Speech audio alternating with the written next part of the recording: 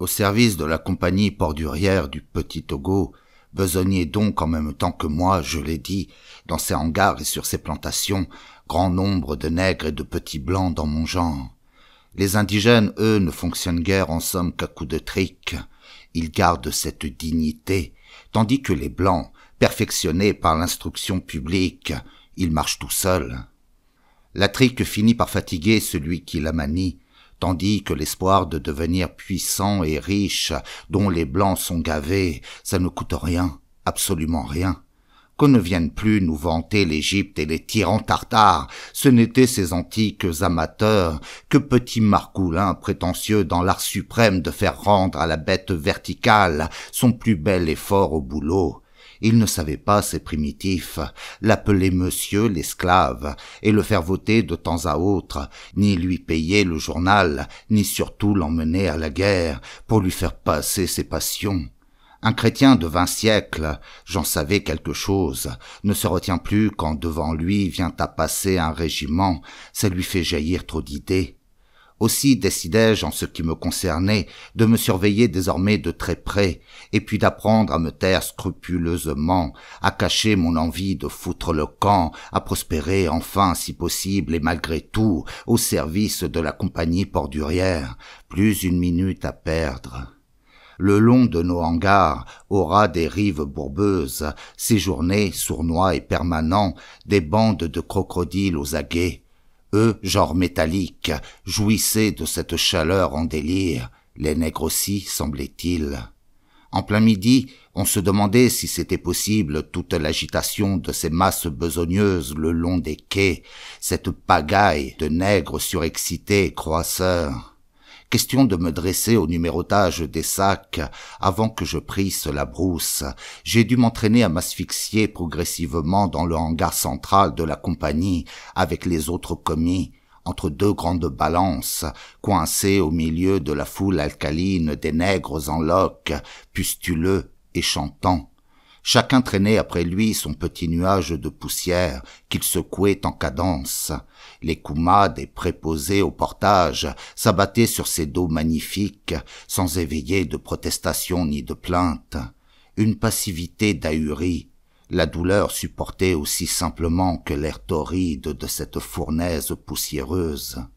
Le directeur passait de temps en temps, toujours agressif, pour s'assurer que je faisais des progrès réels dans la technique du numérotage et des pesées truquées. Il se frayait un chemin jusqu'aux balances, à travers la houle indigène, à grands coups de trique. « Bardamu !» me dit-il un matin qu'il était en verve. « Ces nègres-là, qui nous entourent, vous les voyez, n'est-ce pas ? Eh bien, quand j'arrivais au Petit Togo, moi, voici tantôt 30 ans, ils ne vivaient encore que de chasse, de pêche et de massacres entre tribus, ces salopards. Petits factoriers à mes débuts, je les ai vus tels que je vous parle, sans retourner après victoire dans leur village, chargés de plus de 100 paniers de viande humaine bien saignante, pour s'en foutre plein la lampe. Vous m'entendez, Bardamu ? Bien saignante, celle de leurs ennemis. Vous parlez d'un réveillon. Aujourd'hui, plus de victoire. Nous sommes là. Plus de tribus, plus de chichis, plus de flafla, mais de la main-d'œuvre et des cacahuètes. Au boulot. Plus de chasse, plus de fusils, des cacahuètes et du caoutchouc. Pour payer l'impôt. L'impôt pour faire venir à nous du caoutchouc et des cacahuètes encore. C'est la vie, Bardamu. Cacahuètes, cacahuètes et caoutchouc. Et puis tenez, voici justement le général Tomba qui vient de notre côté. Celui-ci venait bien en effet à notre rencontre, vieillard croulant sous la charge énorme du soleil. Il n'était plus tout à fait militaire, le général, pas civil encore cependant. Confident de la bordurière, il servait de liaison entre l'administration et le commerce. Liaison indispensable, bien que ces deux éléments fussent toujours en concurrence et en état d'hostilité permanente. Mais le général Tomba manœuvrait admirablement. Il était sorti, entre autres, d'une récente sale affaire de vente de biens ennemis qu'on jugeait insoluble en haut lieu. Au début de la guerre, on lui avait fendu un peu l'oreille au général Tomba, juste ce qu'il fallait pour une disponibilité honorable à la suite de Charleroi. Il l'avait placé aussitôt dans le service de la plus grande de France, sa disponibilité. Mais cependant Verdun, passé depuis longtemps, le tracassait encore. Il farfouillait des radios dans le creux de sa main. « Ils tiendront, nos petits poilus, ils tiennent !» Il faisait si chaud dans le hangar, et cela se passait si loin de nous, la France, qu'on dispensait le général Tomba d'en pronostiquer davantage. Enfin on répéta tout de même en chœur par courtoisie, et le directeur avec nous, « Ils sont admirables !» Et Tomba nous quitta sur ces mots. Le directeur, quelques instants plus tard, s'ouvrit un autre chemin violent parmi les torses pressés et disparut à son tour dans la poussière poivrée. Yeux ardents et charbonneux, l'intensité de posséder la compagnie le consumait, cet homme. Il m'effrayait un peu. J'avais du mal à me faire à sa seule présence. Je n'aurais point cru qu'il existât au monde une carcasse humaine capable de cette tension maxima de convoitise. Il ne nous parlait presque jamais à voix haute, à mots couverts seulement. On aurait dit qu'il ne vivait, qu'il ne pensait que pour conspirer, épier, trahir passionnément. On assurait qu'il volait, truquait, escamotait à lui tout seul, bien plus que tous les autres employés réunis, pas feignant pourtant, je l'assure, mais je le crois sans peine. Pendant que dura mon stage à Fort-Gonneau, j'avais encore quelques loisirs pour me promener dans cette espèce de ville où, décidément, je ne trouvais qu'un seul endroit définitivement désirable, l'hôpital. Dès qu'on arrive quelque part, il se révèle en vous des ambitions. Moi, j'avais la vocation d'être malade, rien que malade, chacun son genre. Je me promenais autour de ces pavillons hospitaliers prometteurs, dolents, retirés, épargnés, et je ne les quittais qu'avec regret, eux et leur emprise d'antiseptiques. Des pelouses encadrées ce séjour, égayées de petits oiseaux furtifs et de lézards inquiets et multicolores, un genre paradis terrestre. Quant aux nègres, on se fait vite à eux, à leur lenteur hilare, à leurs gestes trop longs, au ventre débordant de leurs femmes. La nègrerie pue sa misère, ses vanités interminables, ses résignations immondes, en somme tout comme les pauvres de chez nous, mais avec plus d'enfants encore, et moins de linge sale, et moins de vin rouge autour. Quand j'avais fini d'inhaler l'hôpital, de le renifler ainsi profondément, j'allais, suivant la foule indigène, m'immobiliser un moment devant cette sorte de pagode érigée près du fort par un traiteur pour l'amusement des rigolos érotiques de la colonie. Les blancs cossus de Fort-Gonneau s'y montraient à la nuit. Ils s'y entêtaient au jeu, tout en lampant d'abondance, et de plus, bâillant et rôtant à loisir. Pour 200 francs, on s'envoyait la belle patronne. Leurs pantalons leur donnaient, aux rigolos, un mal inouï pour parvenir à se gratter. Leurs bretelles n'en finissaient pas de s'évader. À la nuit, tout un peuple sortait des cases de la ville indigène et se massait devant la pagode, jamais las de voir et d'entendre les blancs se trémousser autour du piano mécanique, cordes moisies, souffrances et valses fausses. La patronne prenait, en écoutant la musique, un petit air d'avoir envie de danser, transporté d'aise. Je finis, après bien des jours d'essai, par avoir, furtivement, avec elle, quelques entretiens. Ces règles, me confia-t-elle, ne lui duraient pas moins de 3 semaines, effet des tropiques. Ces consommateurs au surplus l'épuisaient.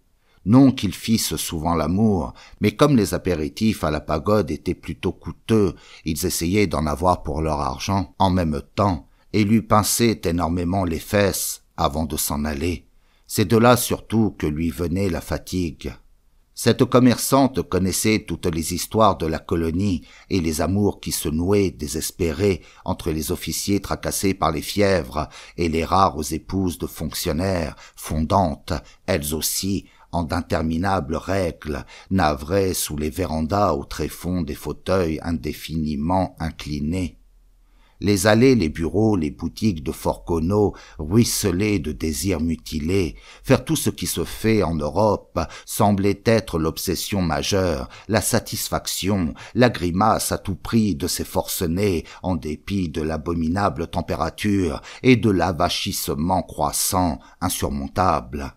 La végétation bouffie des jardins tenait à grand-peine, agressive, farouche, entre les palissades, éclatante frondaison, formant l'étui en délire autour de chaque maison, ratatiné gros blanc d'œuf solide, dans lequel achevait de pourrir un Européen jauné. Ainsi autant de saladiers complets que de fonctionnaires tout le long de l'avenue Fachoda, la plus animée, la mieux hantée de Forgono. Je retrouvais chaque soir mon logis, sans doute inachevable, où le petit squelette de lit m'était dressé par le boy pervers. Il me tendait des pièges, le boy. Il était lascif comme un chat. Il voulait entrer dans ma famille. Cependant, j'étais hanté, moi, par d'autres et bien plus vivaces préoccupations, et surtout par le projet de me réfugier quelque temps encore à l'hôpital, seul armistice à m'apporter dans ce carnaval torride. En la paix comme à la guerre, je n'étais point disposé du tout aux futilités, et même d'autres offres qui me parvinrent d'ailleurs par un cuisinier du patron très sincèrement et nouvellement obscènes me semblèrent incolores. J'effectuai une dernière fois le tour de mes petits camarades de la Bordurière pour tenter de me renseigner sur le compte de cet employé infidèle, celui que je devais aller, coûte que coûte, selon les ordres, remplacer dans sa forêt, vain bavardage. Le café Faidherbe, au bout de l'avenue Fachoda bruissant vers l'heure du crépuscule de sang médisance, ragots et calomnies, ne m'apportait rien non plus de substantiel. Des impressions seulement. On en fracassait des pleines poubelles d'impressions dans cette pénombre incrustée de lampions multicolores. Secouant la dentelle des palmiers géants, le vent rabattait ses nuages de moustiques dans les soucoupes. Le gouverneur, dans les paroles ambiantes, en prenait pour son haut grade. Son inexpiable muflerie formait le fond de la grande conversation apéritive où le foie colonial, si nauséeux, se soulage avant le dîner. Toutes les automobiles de Forgono, une dizaine au total, passaient et repassaient à ce moment devant la terrasse. Elles ne semblaient jamais aller bien loin, les automobiles. La place Faidherbe possédait sa forte ambiance, son décor poussé, sa surabondance végétale et verbale de sous-préfecture du Midi en folie. Les 10 autos ne quittaient la place Faidherbe que pour y revenir 5 minutes plus tard, effectuant encore une fois le même périple avec leur cargaison d'anémies européennes déteintes, enveloppées de toiles bises, êtres fragiles et cassants comme des sorbets menacés. Ils passaient ainsi pendant des semaines et des années les uns devant les autres, les colons, jusqu'au moment où ils ne se regardaient même plus tellement ils étaient fatigués de se détester. Quelques officiers promenaient leurs familles, attentives au salut militaire et civil, l'épouse boudinée dans ses serviettes hygiéniques spéciales, les enfants, sorte pénible de gros asticots européens, se dissolvaient de leur côté par la chaleur, en diarrhée permanente. Il ne suffit pas d'avoir un képi pour commander, il faut encore avoir des troupes. Sous le climat de Forgono, les cadres européens fondaient pire que du beurre. Un bataillon y devenait comme un morceau de sucre dans du café, plus on le regardait, moins on en voyait. La majorité du contingent était toujours à l'hôpital cuvant son paludisme, farci de parasites pour tout poil et pour tout repli, des escouades entières vautrées entre cigarettes et mouches, à se masturber sur les draps moisis, tirant d'infinies carottes, de fièvre en accès, scrupuleusement provoquées et choyées. Ils en bavaient, ces pauvres coquins, pléiades honteuses, dans la douce pénombre des volets verts, rengagés, tôt tombés des affiches, mêlés. L'hôpital était mixte, aux petits employés de boutique, fuyant les uns et les autres, la brousse et les maîtres traqués. Dans l'hébétude des longues siestes paludéennes, il fait si chaud que les mouches aussi se reposent. Au bout des draps exsangues et poilus, pendent les romans crasseux, des deux côtés des lits, toujours dépareillés les romans, la moitié des feuilles manquent à cause des dysentériques, qui n'ont jamais de papier suffisamment, et puis aussi des sœurs de mauvaise humeur qui censurent à leur façon les ouvrages où le bon Dieu n'est pas respecté. Les morpions de la troupe les tracassent comme tout le monde les sœurs. Elles vont pour mieux se gratter, relever leurs robes, à l'abri des paravents où le mort du matin n'arrive pas à se refroidir, tellement qu'il a chaud encore lui aussi. Tout lugubre qu'était l'hôpital, c'était cependant l'endroit de la colonie, le seul où l'on pouvait se sentir un peu oublié, à l'abri des hommes du dehors, des chefs. Vacances d'esclavage, l'essentiel en somme, et seul bonheur à ma portée. Je m'enquérais des conditions d'entrée, des habitudes des médecins, de leurs manies. Mon départ pour la forêt, je ne l'envisageais plus qu'avec désespoir et révolte, et me promettais déjà de contracter au plus tôt toutes les fièvres qui passeraient à ma portée, pour revenir sur Forgono malade, et si décharné, si dégoûtant, qu'il faudrait bien qu'il se décide non seulement à me prendre, mais à me rapatrier. Des trucs, j'en connaissais déjà, et des fameux pour être malade. J'en appris encore des nouveaux, spéciaux pour les colonies. Je m'apprêtais à vaincre 1000 difficultés, car ni les directeurs de la compagnie Pordurière, ni les chefs de bataillon ne se fatiguent aisément de traquer leur proie maigre, transie à beloter entre les lits pisseux. Ils me trouveraient résolu à pourrir de tout ce qu'il fallait. Au surplus, en général, on ne séjournait que peu de temps à l'hôpital, à moins d'y terminer sa carrière coloniale une bonne fois pour toutes. Les plus subtils, les plus coquins, les mieux armés de caractère parmi les fébriles arrivaient parfois à se glisser sur un transport pour la métropole. C'était le doux miracle. La plupart des malades hospitalisés s'avouaient à bout de ruse, vaincus par les règlements, et retournaient en brousse se délester de leurs derniers kilos.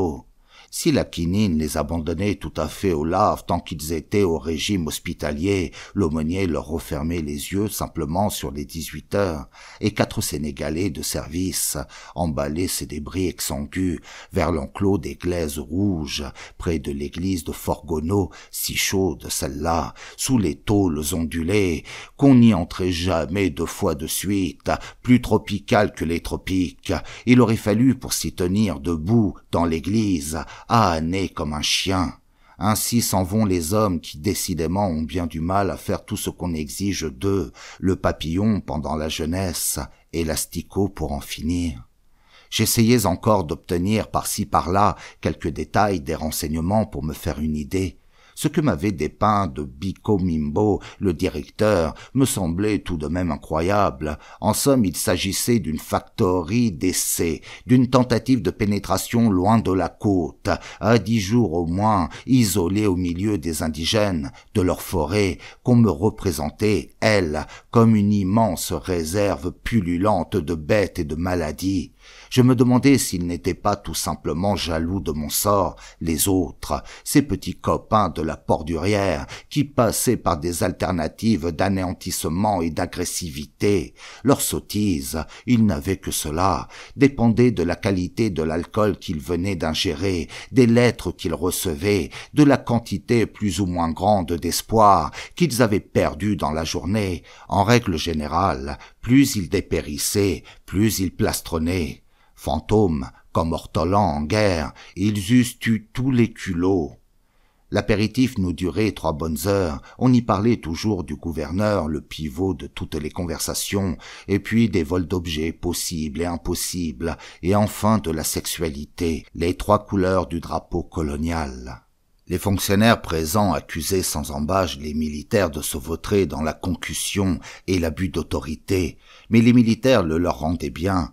Les commerçants considéraient quant à eux tous ces prébendiers comme autant d'hypocrites imposteurs et pillards. Quant au gouverneur, le bruit de son rappel circulait chaque matin depuis 10 bonnes années, et cependant le télégramme si intéressant de cette disgrâce n'arrivait jamais, et cela en dépit des 2 lettres anonymes, au moins, qui s'envolaient chaque semaine, depuis toujours, à l'adresse du ministre, portant au compte de ce tyran local, 1000 bordées d'horreurs très précises.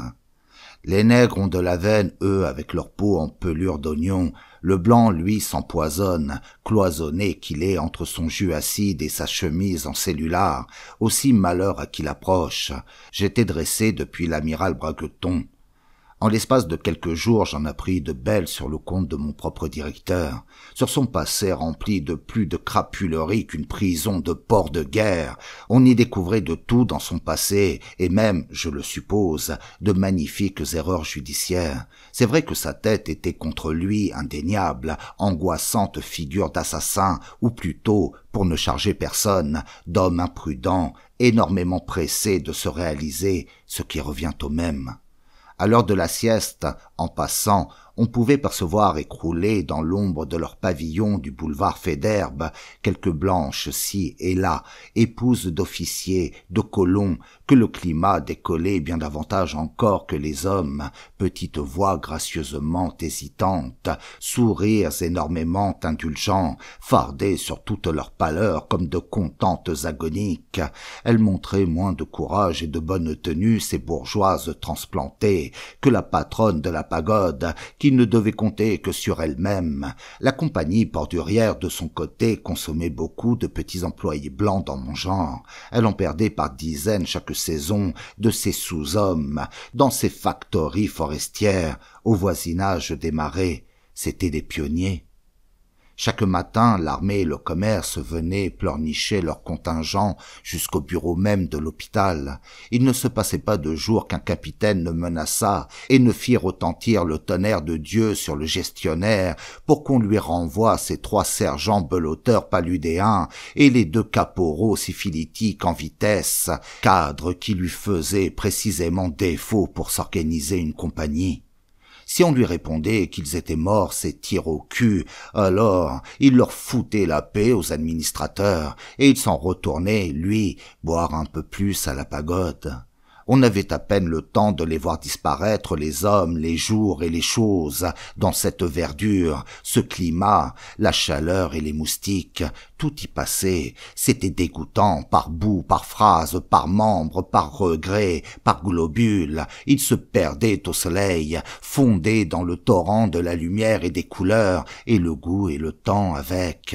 Tout y passait. Il n'y avait que de l'angoisse étincelante dans l'air. Enfin, le petit cargo sur lequel je devais longer la côte, jusqu'à proximité de mon poste, mouilla en vue de Fort Gonneau. Le Papahouta qu'il s'intitulait, une petite coque bien plate, bâtie pour les estuaires. On le chauffait au bois, le Papahouta. Seul blanc à bord, un coin me fut concédé entre la cuisine et les cabinets. Nous allions si lentement sur les mers que je crus tout d'abord qu'il s'agissait d'une précaution pour sortir de la rade, mais nous n'allâmes jamais plus vite. Ce Papahouta manquait incroyablement de force. Nous cheminâmes ainsi en vue de la côte, infinie bande grise et touffue de menus arbres dans la chaleur aux buées dansantes. Quelle promenade! Papahouta fendait l'eau comme s'il l'avait suée toute lui-même, douloureusement. Il défaisait une vaguelette après l'autre, avec des précautions de pansement. Le pilote, me semblait-il de loin, devait être un mulâtre. Je dis semblait, car je ne trouvais jamais l'entrain qu'il aurait fallu pour monter là-haut sur la passerelle, me rendre compte par moi-même. Je restais confiné avec les nègres, seul passager, dans l'ombre de la coursive, tant que le soleil tenait le pont jusque sur les 5 heures.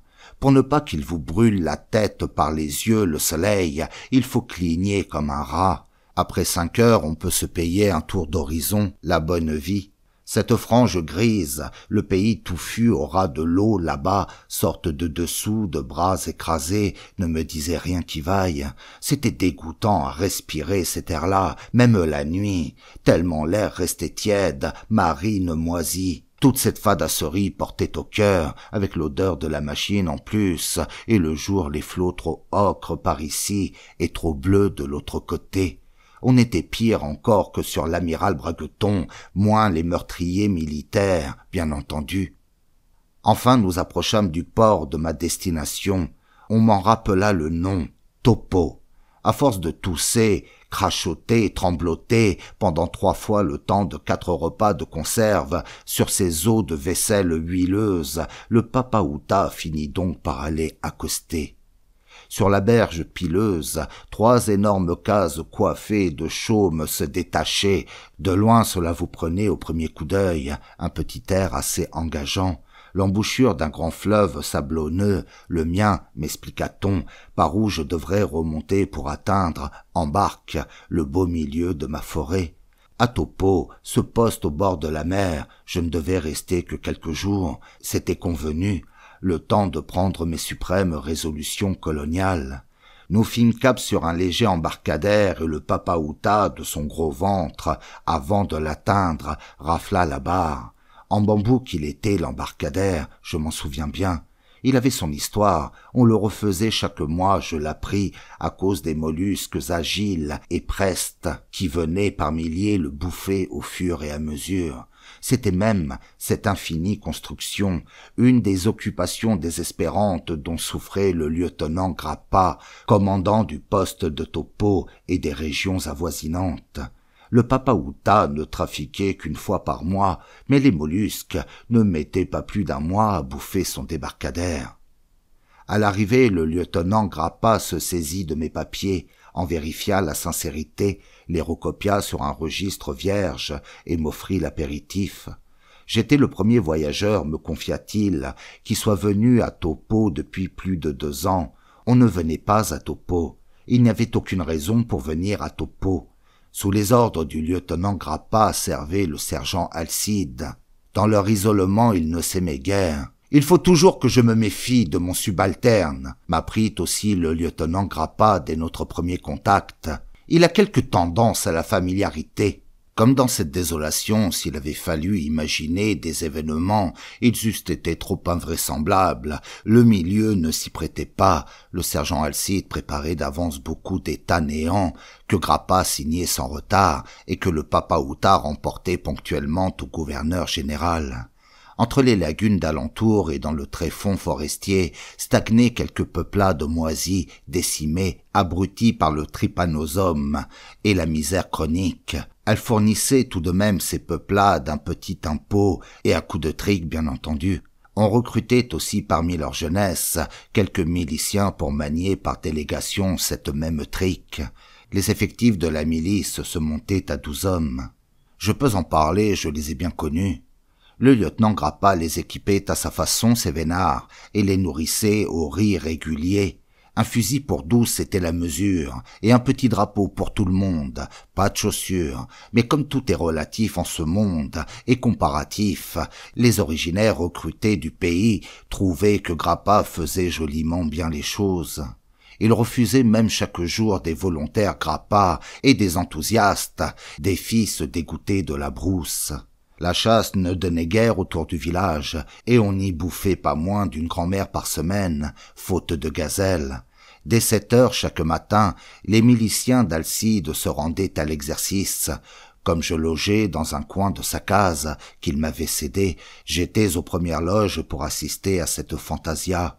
Jamais dans aucune armée du monde ne figurèrent soldats de meilleure volonté. À l'appel d'Alcide, tout en arpentant le sable par 4, par 8, puis par 12, ces primitifs se dépensaient énormément en s'imaginant des sacs, des chaussures, voire des baïonnettes et, plus fort encore, en ayant l'air de s'en servir. Tout juste issus de la nature si vigoureuse et si proche, ils n'étaient vêtus que d'un semblant de brève culotte kaki. Tout le reste devait être par eux imaginé et l'était. Au commandement d'Alcide, péremptoire, ces ingénieux guerriers, posant à terre leurs sacs fictifs, couraient dans le vide décocher à d'illusoires ennemis, d'illusoires estocades. Ils constituaient, après avoir fait semblant de se déboutonner, d'invisibles faisceaux et sur un autre signe se passionnaient en abstraction de mousqueterie.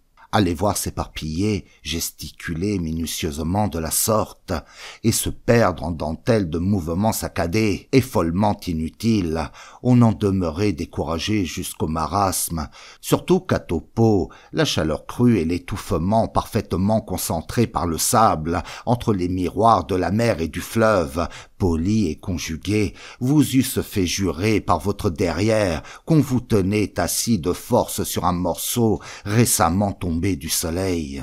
Mais ces conditions implacables n'empêchaient pas Alcide de gueuler, au contraire, ses hurlements déferlaient au-dessus de son fantastique exercice et parvenaient bien loin jusqu'à la crête des cèdres augustes de la lisière tropicale. Plus loin, rebondissait-il même encore en tonnerre, c'est « Garde à vous !» Pendant ce temps, le lieutenant Grappa préparait sa justice. Nous y reviendrons.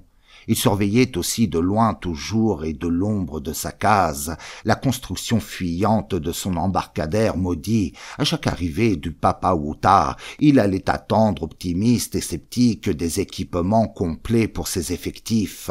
Il les réclamait vainement depuis 2 ans, ces équipements complets. Et en Corse, Grappa se sentait plus humilié peut-être que tout autre en observant que ses miliciens demeuraient tout nus.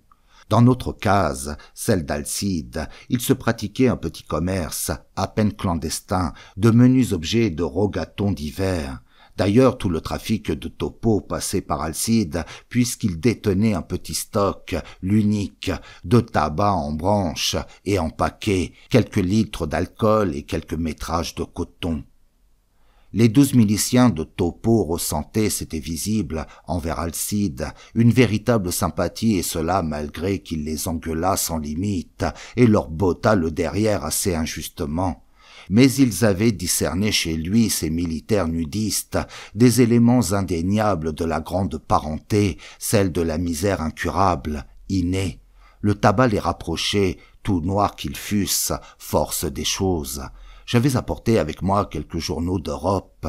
Alcide les parcourut avec le désir de s'intéresser aux nouvelles, mais bien qu'il s'y reprît à 3 fois pour fixer son intention sur ces colonnes disparates, il ne parvint pas à les achever. « Moi, maintenant, m'avoua-t-il après cette vaine tentative, au fond, je m'en fous des nouvelles. Il y a 3 ans que je suis ici. » Cela ne voulait point dire qu'Alcide tint à m'étonner en jouant les ermites, non, mais la brutalité, l'indifférence bien prouvée du monde entier à son égard le forçait à son tour à considérer en qualité de sergent engagé le monde entier, hors Topeau, comme une espèce de lune. C'était d'ailleurs une bonne nature, Alcide, serviable et généreuse et tout. Je le compris plus tard, un peu trop tard. Sa formidable résignation l'accablait, cette qualité de base qui rend les pauvres gens de l'armée ou d'ailleurs aussi faciles à tuer qu'à faire vivre. Jamais ou presque, ils ne demandent le pourquoi, les petits, de tout ce qu'ils supportent. Ils se haïssent les uns les autres, ça suffit. Autour de notre case poussait, disséminée, en pleine lagune de sable torride, impitoyable, ces curieuses petites fleurs fraîches et brèves, vertes, roses ou pourpres, comme on ne les voit en Europe que peintes et sur certaines porcelaines, sortes de volubilis primitifs et sans niaiserie. Elles subissaient la longue abominable journée close sur leurs tiges et venaient en s'ouvrant le soir trembloter gentiment sous les premières brises tièdes. Un jour qu'Alcide me voyait occupé d'en cueillir un petit bouquet, il me prévint. « Cueille-les si tu veux, mais les arrose pas, ces petites garces-là, ça les tue. C'est tout fragile, c'est pas comme les soleils qu'on faisait nous, pousser aux enfants de troupe à Rambouillet. On pouvait leur pisser dessus à cela, qu'ils buvaient tout. D'ailleurs, les fleurs, c'est comme les hommes, et plus c'est gros et plus c'est con. » Ceci à l'intention du lieutenant Grappa, évidemment, dont le corps était abondant et calamiteux, les mains brèves, pourpres, terribles. Des mains à ne jamais rien comprendre. Il n'essayait pas d'ailleurs Grappa de comprendre. Je séjournai 2 semaines à Topeau pendant lesquelles je partageai non seulement l'existence et la popote d'Alcide, ses puces de lit et de sable, de sorte, mais encore sa quinine et l'eau du puits proche, inexorablement tiède et diarrhéique. Certains jours, le lieutenant Grappa, en veine d'amabilité, m'invita, par exception, à venir prendre le café chez lui. Il était jaloux, Grappa, et ne montrait jamais sa concubine indigène à personne. Il avait donc choisi un jour pour m'inviter où sa négresse allait visiter ses parents au village. C'était aussi le jour d'audience à son tribunal. Il voulait m'étonner. Autour de sa case, arrivés dès le matin, se pressaient les plaignants, masses disparates, colorées de pagnes et bigarrées de piaillants témoins. Justiciables et simples publics debout, mêlés dans le même cercle, tous sentant fortement l'ail, le santal, le beurre tourné, la sueur safranée. Tels les miliciens d'Alcide, tous ces êtres semblaient tenir avant tout à s'agiter frénétiquement dans le fictif. Ils fracassaient autour d'eux un idiome de castagnettes en brandissant au-dessus de leur tête des mains crispées dans un vent d'arguments. Le lieutenant Grappa, plongé dans son fauteuil de rotin, crissant et plaintif, souriait au-devant de toutes ces incohérences assemblées. Il se fiait pour sa gouverne à l'interprète du poste qui lui bafouillait en retour, à son usage et à pleine voix, d'incroyables requêtes. Il s'agissait peut-être d'un mouton borgne que certains parents se refusaient à restituer alors que leur fille, valablement vendue, n'avait jamais été livrée au mari, en raison d'un meurtre que son frère à elle avait trouvé le moyen de commettre entre-temps sur la personne de la sœur de celui-ci qui gardait le mouton, et bien d'autres et de plus compliquées doléances. À notre hauteur, sans face passionnée, par ces problèmes d'intérêt et de coutume, découvraient leurs dents à petits coups secs ou à gros glouglous, des mots nègres. La chaleur parvenait à son comble. On en cherchait le ciel des yeux par l'angle du toit pour se demander si ce n'était pas une catastrophe qui arrivait, pas même un orage. « Je vais tous les mettre d'accord tout de suite, moi », décida finalement Grappa, que la température et les palabres poussaient aux résolutions. « Où est-il le père de la mariée ? Qu'on l'amène !»« Il est là !» répondirent 20 compères, poussant devant eux un vieux nègre à ses flasques enveloppé dans un pagne jaune qui le drapait fort dignement à la romaine. Il scandait, le vieillard, tout ce qu'on racontait autour de lui, avec son poing fermé. Il n'avait pas l'air d'être venu là du tout pour se plaindre, lui, mais plutôt pour se donner un peu de distraction à l'occasion d'un procès dont il n'attendait plus depuis longtemps déjà de résultats bien positifs. « Allons !» commanda Grappa. « 20 coups, qu'on en finisse. 20 coups de chicotte pour ce vieux maquereau. Ça l'apprendra à venir m'emmerder ici tous les jeudis depuis 2 mois avec son histoire de mouton à la noix. » Le vieux vit arriver sur lui les 4 miliciens musclés. Il ne comprenait pas d'abord ce qu'on lui voulait, et puis il se mit à rouler des yeux, injectés de sang comme ceux d'un vieil animal horrifié qui jamais auparavant n'aurait encore été battu. Il n'essayait pas de résister en vérité, mais il ne savait pas non plus comment se placer pour recevoir avec le moins de douleur possible cette tournée de justice. Les miliciens le tiraillaient par l'étoffe. 2 d'entre eux voulaient absolument qu'il s'agenouillât. Les autres lui commandaient au contraire de se mettre à plat ventre. Enfin, on s'entendit pour le plaquer tel quel, simplement, à terre, pagne retroussé, et d'emblée reçut sur le dos et les fesses flasque une de ces volées de bâtons souples à faire beugler une solide bourrique pendant 8 jours, se tortillant, le sable fin giclait tout alentour de son ventre avec du sang. Il en crachait du sable en hurlant. On aurait dit une chienne bassée enceinte, énorme, qu'on torturait à plaisir. Les assistants se turent pendant que ça durait. On n'entendait plus que les bruits de la punition. La chose exécutée, le vieux, bien sonné, essayait de se relever et de ramasser autour de lui son pagne à la romaine. Il saignait abondamment par la bouche, par le nez et surtout le long du dos. La foule s'éloigna en l'emmenant, et bourdonnante de 1000 cancans et commentaires sur un ton d'enterrement. Le lieutenant Grappa ralluma son cigare. Devant moi, il tenait à demeurer distant de ces choses. Non pas, je pense, qu'il n'eût été plus néronien qu'un autre, seulement il n'aimait pas non plus qu'on le force à penser. Ça l'agaçait. Ce qui le rendait irritable dans ses fonctions judiciaires, c'étaient les questions qu'on lui posait. Nous assistâmes encore ce même jour à 2 autres corrections mémorables, consécutives à d'autres histoires déconcertantes, de dots reprises, de poisons promis, de promesses douteuses, d'enfants incertains. Ah, s'ils savaient tous comme je m'en fous de leur litige, ils ne la quitteraient pas leur forêt pour venir me raconter leur couillonnade et m'emmerder ici. Est-ce que je les tiens au courant de mes petites affaires, moi ? Concluait Grappa. Cependant, se reprit-il, je finirai par croire qu'ils y prennent goût à ma justice, ces saligots-là. Depuis 2 ans que j'essaye de les en dégoûter, ils reviennent pourtant chaque jeudi. Croyez-moi si vous voulez, jeune homme, ce sont presque toujours les mêmes qui reviennent, des vicieux, quoi. Puis la conversation se porta vers Toulouse, où il passait ses congés régulièrement et où il pensait à se retirer, Grappa, dans 6 ans, avec sa retraite. C'était entendu ainsi. Nous en étions gentiment au Calvados quand nous fûmes à nouveau dérangés par un nègre passible de je ne sais quelle peine et en retard pour la purger. Il venait spontanément 2 heures après les autres s'offrir pour recevoir la chicotte. Ayant effectué un parcours de 2 jours et de 2 nuits depuis son village, à travers la forêt dans ce but, il n'entendait pas s'en retourner bredouille. Mais il était en retard, et Grappa était intransigeant sur le sujet de la ponctualité pénale. Tant pis pour lui, il n'avait qu'à pas s'en aller la dernière fois. C'est jeudi de l'autre semaine que je l'ai condamné à 50 coups de chicotte, ce dégueulasse. Le client protestait quand même parce qu'il avait une bonne excuse. Il avait dû retourner à son village en vitesse pour aller enterrer sa mère. Il avait 3 ou 4 mères à lui tout seul. Contestation. Ça sera pour la prochaine audience.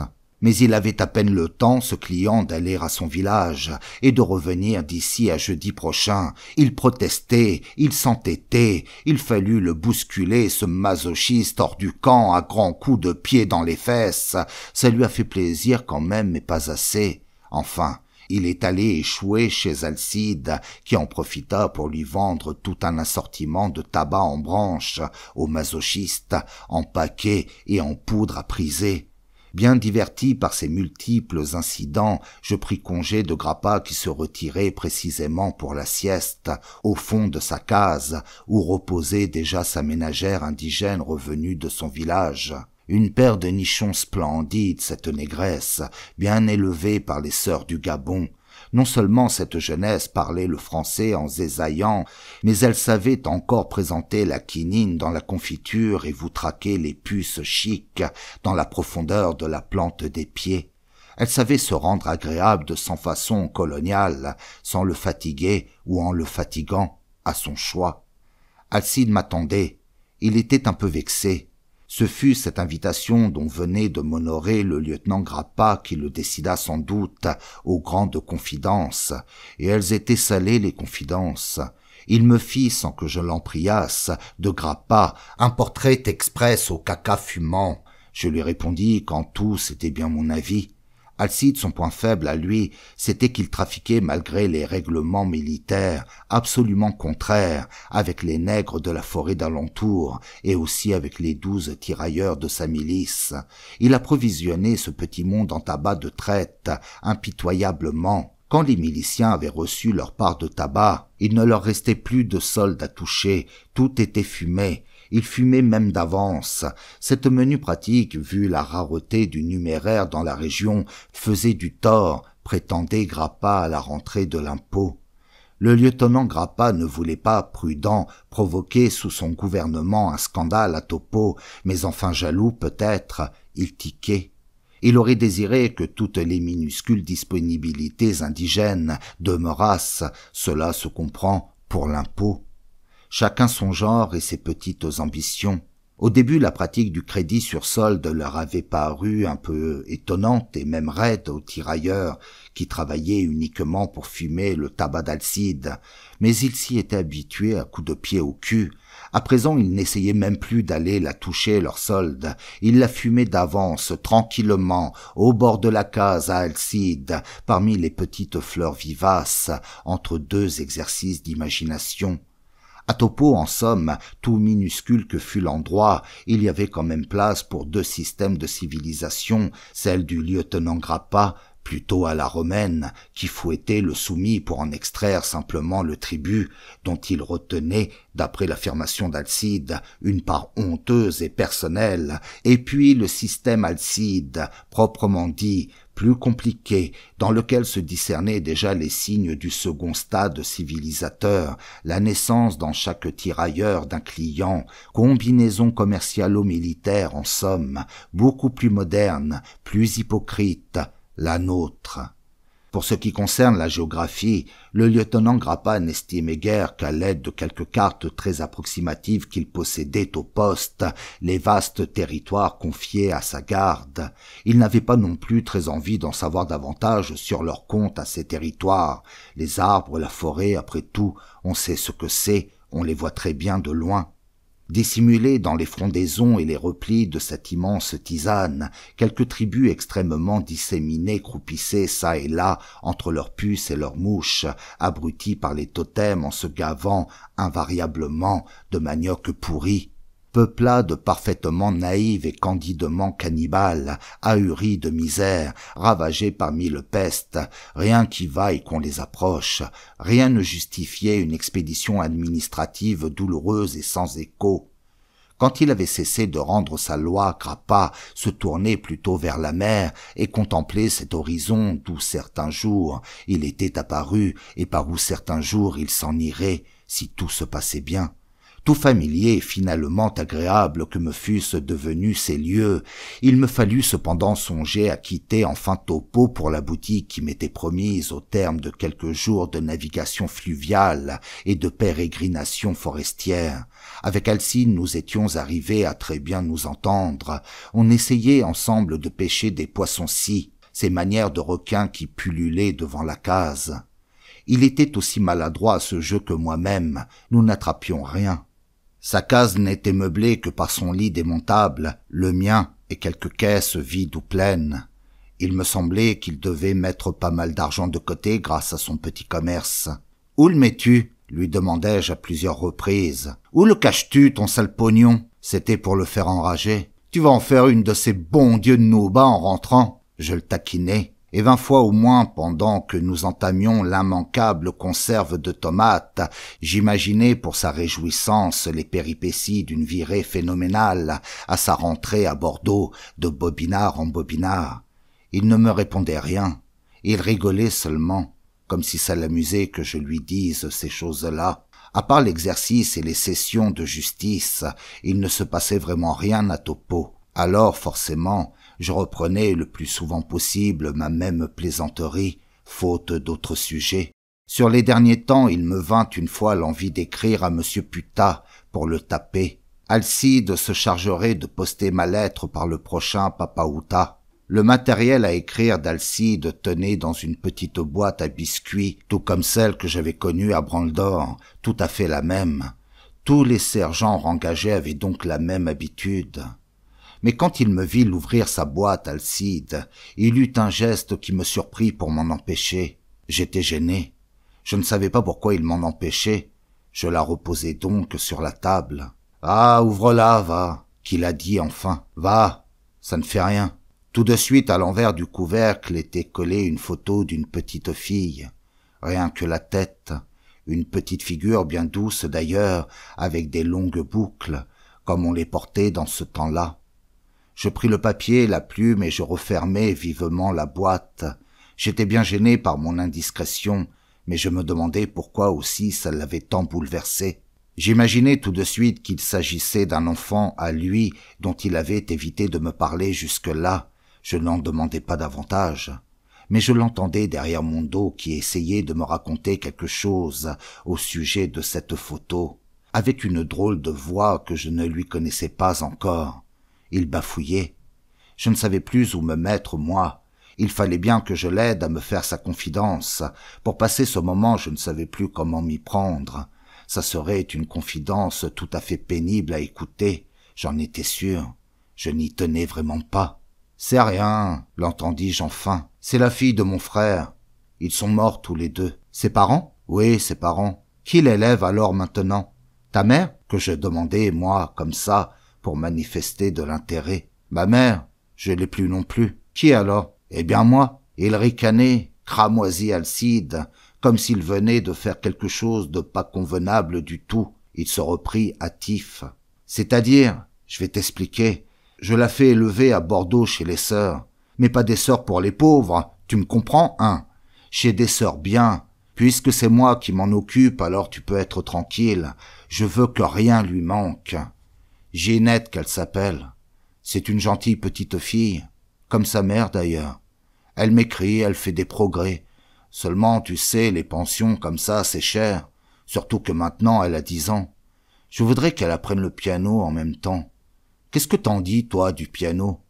C'est bien le piano, hein, pour les filles. Tu crois pas? Et l'anglais. C'est utile l'anglais aussi.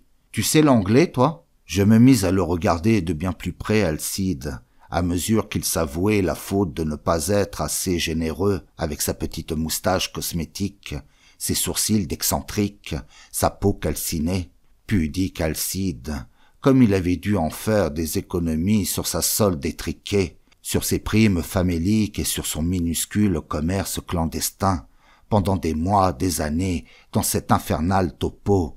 Je ne savais pas quoi lui répondre, moi. Je n'étais pas très compétent, mais il me dépassait tellement par le cœur que j'en devins tout rouge. À côté d'Alcide, rien qu'un mufle impuissant, moi, épais et vain, j'étais. Y avait pas à chiquer, c'était net. Je n'osais plus lui parler. Je m'en sentais soudain énormément indigne de lui parler. Moi qui hier encore le négligeais et même le méprisais un peu, Alcide. Je n'ai pas eu de veine, poursuivait-il, sans se rendre compte qu'il m'embarrassait avec ses confidences. Imagine-toi qu'il y a 2 ans, elle a eu la paralysie infantile. Figure-toi. Tu sais ce que c'est, toi, la paralysie infantile?